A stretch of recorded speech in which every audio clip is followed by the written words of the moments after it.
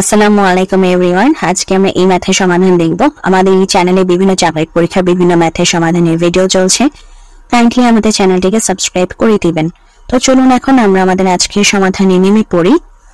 এখানে বলছে 10, 40 এবং 50 এর চতুর্থ সমানুপাতি কোনটি হবে। তো সমানুপাতের আমাদের একটি সূত্র আছে, সেটা আমাদের আগে জানতে হবে। সো আমরা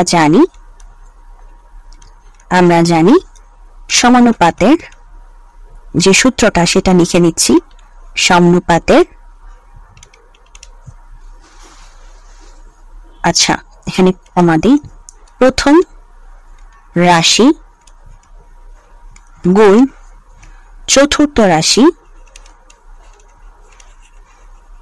ইকুয়ালস টু দ্বিতীয় রাশি গুণ তৃতীয় রাশি।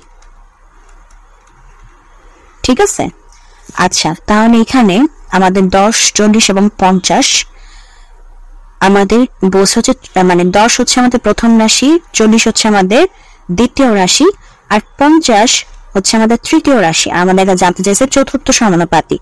তো চতুর্থ সমানুপাতি কোথায় আছে? এই যে এখানে আছে। তো সেটাকে আমরা x ধরে নিব।